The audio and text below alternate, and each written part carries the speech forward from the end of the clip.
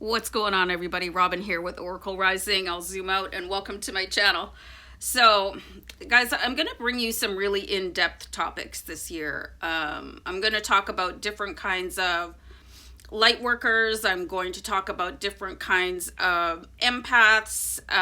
So, really look forward to going deeper into what your spiritual calling is and how to escape the matrix this year in 2021. And I almost forgot what year it was. So I just did a video recently on the 144,000 light worker volunteers. Okay, so that was really interesting. If you haven't seen it, if you feel like you're a little bit different than everybody else, especially your family, you might want to check that one out. And on the heels of that, I wanted to talk about this subject, like, are you possibly a healer?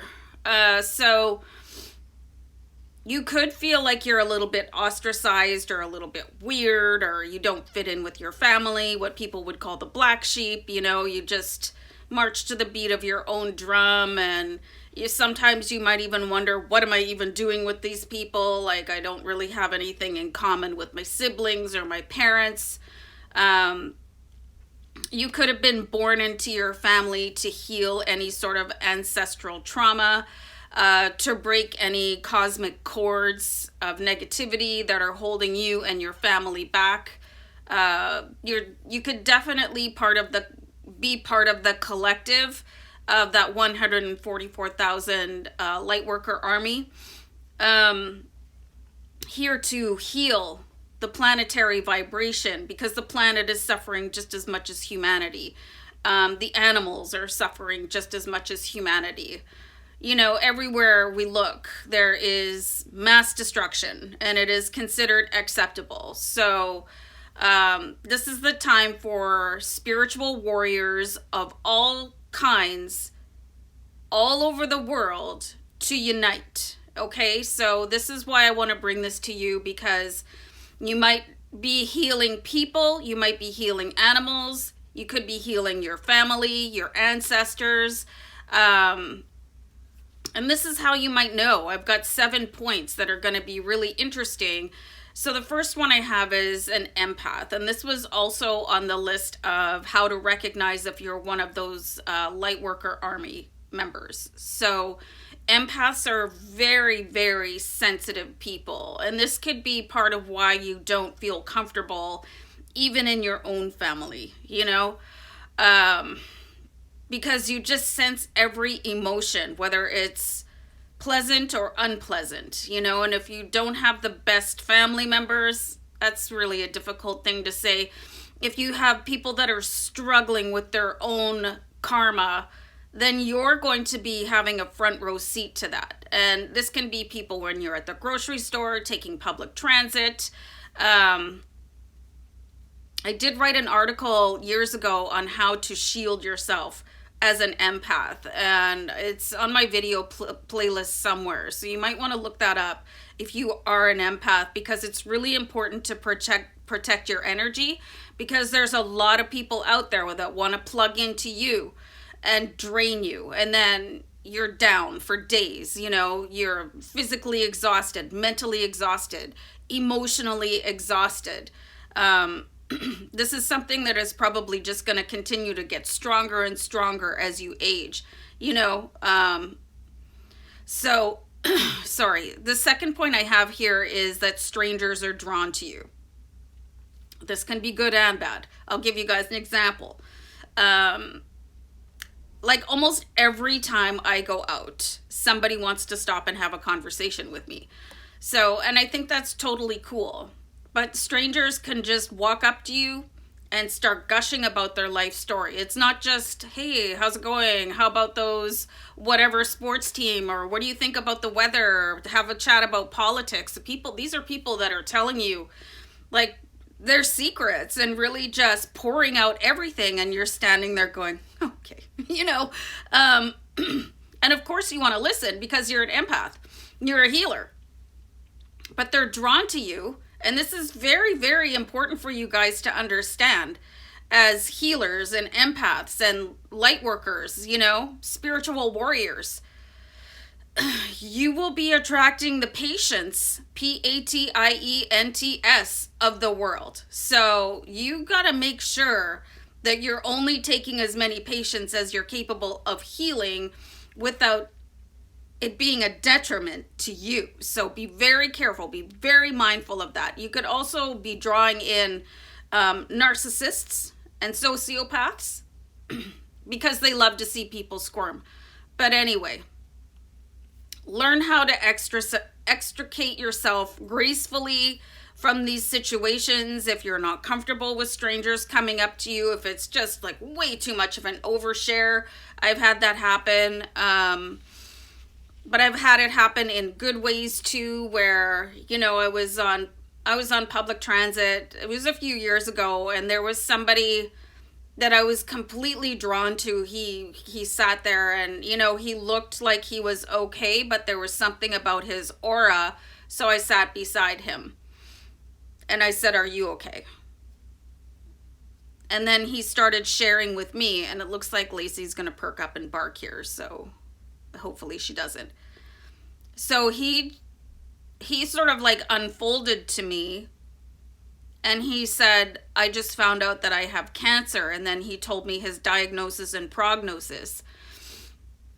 So what I did was just move closer to him, and I put my arms around him, and I just sat like that with him and gave him as much as my energy as I could and just shared love. Okay, so you'll probably be drawn to people just as much as they are drawn to you. So only give as much as you can. If it starts to feel really tiring for you, especially when you have strangers coming up to you in public, and it could be very baffling for you, it could be very uncomfortable, don't let anybody cross your lines, okay? So really put boundaries in place, and you can just make an excuse like, "Oh, my mother's calling," or, "I really have to start supper," or, for me, I was walking Lacey. I said, "Okay, well, we just have to continue on with our walk," and I was out of there, but, you can just really take yourself where you need to go. So keep that in mind, and I'm going to move on. So the next point that I have is that you could be overwhelmed by crowds.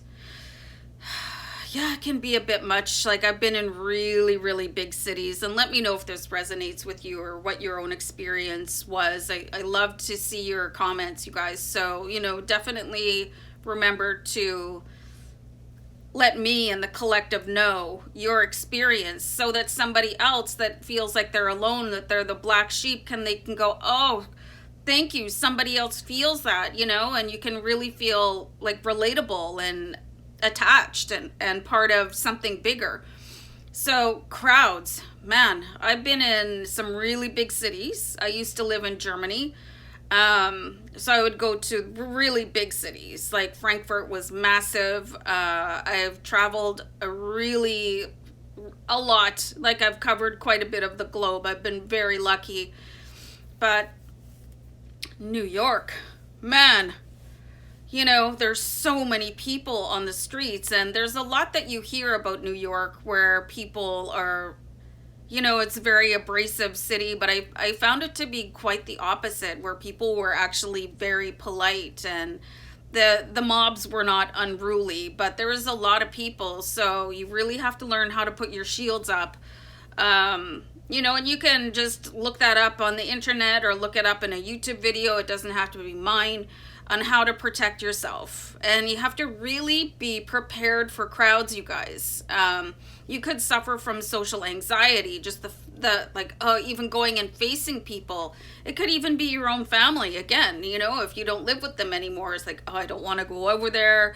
It always descends into some sort of argument, or people are sarcastic and they're just not very nice people. And it's okay for you to feel like that. It's okay for you to miss anything if it's going to be a detriment to your own energy. And that includes, and for me, it's especially your family. So I would really just get so anxious before going to see my family, because it just made my skin crawl. So for me, social distancing has been just such a gift. But anyway, I'm not trying to make fun of the pandemic, but do you know what I mean? I mean, it's sometimes very challenging. So for me, one way around that being overwhelmed with crowds is to take somebody that I really trust, take somebody that has my back, you know, whether it's one of my children or one of my good friends, and just say like, I can't do this anymore, and we make the Irish exit. And I have Irish ancestry, so I mean, it really fits for me. So cancel if you can't do it, exit if you can't hang there. Like, take somebody that really knows you as a person, that can sort of shield you and protect you and get you out of Dodge if you need to leave. So keep all those things in mind, you guys. The way you feel, don't worry about offending people. You know, your feelings, your peace of mind, your aura, your energy. You're here to protect yourself, so everybody else can either understand or not. So this is what the Irish exit is all about, is you just bounce. You know, you don't even say anything. You're just like, I gotta go. You know, you don't have to tell anybody, and you don't have to apologize. So the fourth point, you guys, is being highly spiritual. So there's a difference between being religious and being spiritual. And a lot of people say that. So you might want to look that up. You could feel really connected to your team in spirit, and your team in spirit are magical unicorns. I want to talk about Ascension Dragons and the Ascension Dragon Collective that I did a video about the other day. Angels, you know, your ancestors, really being in touch and feeling loved and feeling part of that collective. So in some ways, it doesn't really, I mean, it does matter. It doesn't really matter how you're attached to the collective in humanity, because you have your team in spirit and you're feeling very at home with them. And I know a lot of very highly spiritual people, and I find it such a comfort and a blessing. So I digress here. I wanted to just talk about, I did this video on the Ascension Dragon Collective. And I thought, well, that was really cool. So the same day that I did that video, I called in my own Ascension Dragon. And I want to share my experience with you guys, because it was not what I was expecting. It was completely different. So I was doing a meditation, and I was calling in my dragon, my personal guide. And the first dragon that I saw, it really kind of reminded me of that bulk of, you know, when you see a spaceship. And it was really dark green, and, you know, it was coming in, and it was just so powerful. And I was like, yeah, you seem really cool, but, you know, there's a different kind of energy that I'd like to connect with for my own personal guide. So I called in this other dragon, and I guess it was maybe being escorted by the big green one, but this really cute pink bubbly dragon came up, and it just seemed like really it just had this really joyful, like, woo, I'm here. And I've never grinned from ear to ear during a meditation before, but it was so uplifting. I really want to encourage you guys, if you haven't watched that video, if you have not called in your Ascension Dragon yet, please go do it. I put in the comments of that video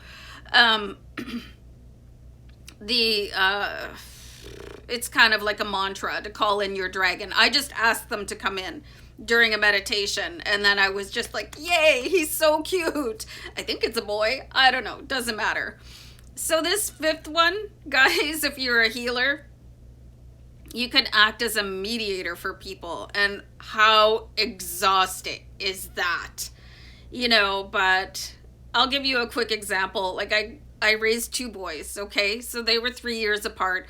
And they didn't always see eye to eye, and they would have stupid arguments, and it was just whatever. So it was a bit of a gong show. But I always mediated between them, because the importance of that relationship, and maybe they didn't understand it at that age, was not lost on me. To have your sibling as your best friend, and maybe you're mediating between your partner and your children, or your friends, because people are just not seeing eye to eye. So Again, be careful. That one can be really draining and it can sometimes come and bite you in the backside.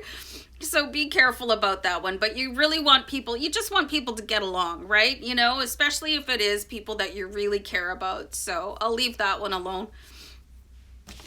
Okay, so social events are draining. Yeah, they are, especially if every patient in the crowd is attracted to you. And again, Irish exit, get out of there, make a cameo, show up late, leave early, don't go. You know, it's the same thing. And it doesn't matter who's in attendance. If you're like flickering, if your aura is not 100%, if you're not able to call upon your own chi ball of energy to protect you, and sometimes your chi is very low, you guys, which is why I like to talk about doing qigong and tai chi, you know, because it changes up your energy. And I'm just going to show you guys how to do an energy ball so you can protect yourselves. And I did this, I showed you guys how to do this on another video, but I don't assume that everybody's watching everything that I post, although it would be nice. So you just rub your hands together, okay? And my palms are really starting to turn into fire, okay? So when you start to feel that, you can separate out your hands and you'll feel that energy between your palms. And you should be able to pulsate it, okay? So you can do that for as long as you want to, and basically bring that out to any size you want to. But after you have that energy ball, that ball of chi, you can just wash it over top of yourself, okay? So you might want to practice on that one, or have somebody send one to you if you're not up to it, if you're feeling really drained. So healers are often trauma survivors too, because you've seen the other side of it. I've seen a lot of trauma in my lifetime, you guys. My own personal trauma and the trauma of others. It made me super sensitive to the needs of other people. It really sort of cracked me open in a way I probably wouldn't be experiencing right now. So if any of these or all of these sound like you're probably part of the collective assigned here on earth that you volunteered to come back for. So if you're having a crappy time, just remember that your soul signed you up for this, whether your human self was up for it or not, because you're probably having a very stressful, difficult time understanding like what is going on. Why do I feel this way? Why do I feel lost? Why don't I like my family? Why did that happen to me when I was a kid? You know, just everything. And then once you understand that it's part of your spiritual journey of the collective, to start healing the person beside you and start healing the planet, you know, humanity, animals. You know, so there was one more thing that I wanted to say. I really think that Princess or Lady Diana, I really think that she was a healer of the highest order. And I just really, she got cut short way too soon. I can't even imagine how she could have helped transform humanity and the cascading effects if she had survived. But she is just an icon to me. And I'm going to start crying because I just think that she was just such a beautiful human. And yeah, anyway, yeah, I'm going to start crying. Irish. So I'm going to wrap up the video and just sending you guys love and light. Love and light. Namaste. Bye, guys. Bye.